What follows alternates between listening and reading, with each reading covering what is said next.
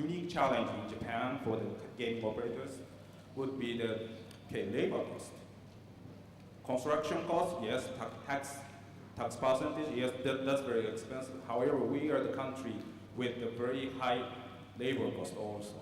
That would be the very big challenge for the gaming operator because the nature of the hospitality industry, we are the very labor-intensive industry.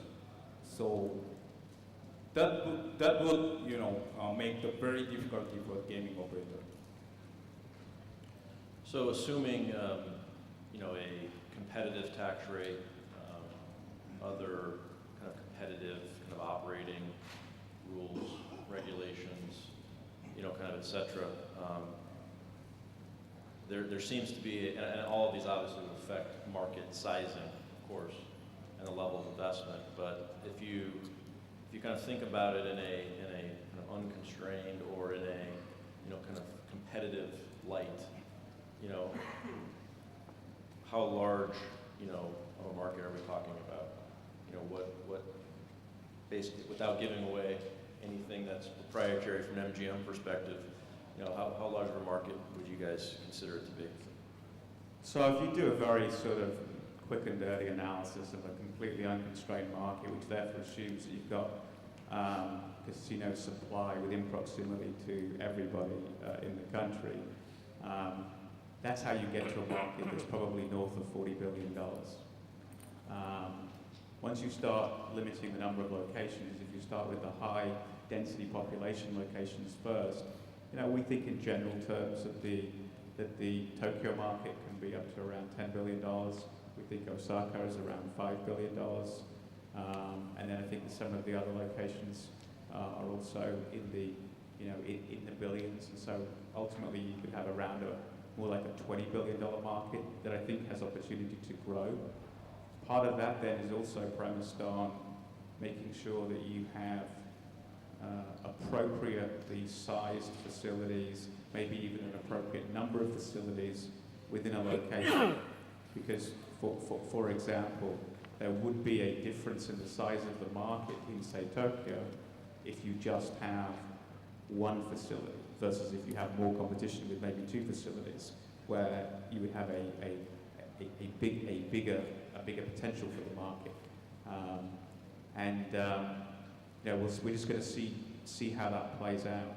But in general, I think the market is going to be has potential to be in the sort of $20 billion range. I think potentially a little bit more as it grows, which is going to put it somewhere between Singapore and Macau. I wouldn't try to be against what he said, but I'm in a position of more conservative over the number because of the existence of the pachinko industry. Because we've already have an existing gaming industry in Japan, and which is $40 billion right now, and they're not gaming but casual form of skilled game. However, it's perceived as the gambling by Japanese society, and it's 40 billion right now. So, and also the government would like to, limit the casino operators to focusing on the tourist expenditure, not the local daily life expenditure over the gaming. So that we have to know that market has been already taken by another industry. So I'm pretty more conservative over the number, to be honest. Okay. Well, yeah, it's a very large,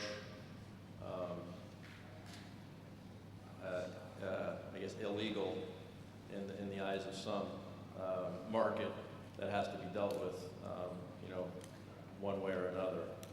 And so we're certainly aware of that fact. But interesting to get your views. Maybe shifting gears a little bit as we sit here today in Macau, and you look at the actual product itself,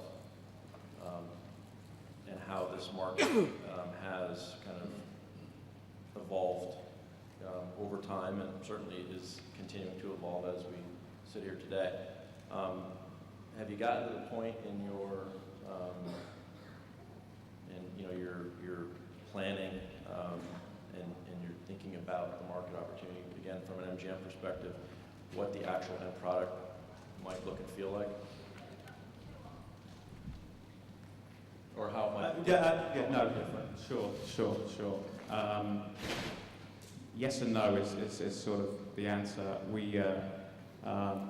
We've been spending a lot of time in Japan over the last few months and years, and a lot of what we've been trying to do is to learn about Japan and to learn about what's important to all the different stakeholders within this process. So for us to be able to say that we have a program and a plan for what we're going to build, would be a little arrogant. On the other hand, when asked by politicians what's it going to look like, we find that it's better for us to at least have some idea of what that might be.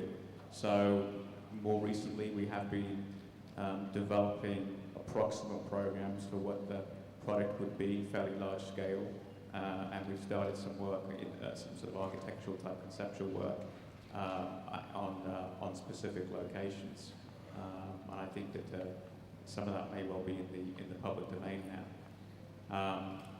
At its heart, we think that an integrated resort in Japan needs to firstly be uniquely Japanese, and so that's what we're looking for. We're looking for something that is going to be uniquely Japanese, that is going to do two things. It's going to, on the one hand, offer uniquely Japanese content to many domestic and local Japanese customers who will come to the resort. But secondly, and possibly even more importantly, will be a place that will provide Japanese content to visitors from overseas. And we will be therefore a significant exporter of Japanese culture. And we think that's a very important aspect of what we need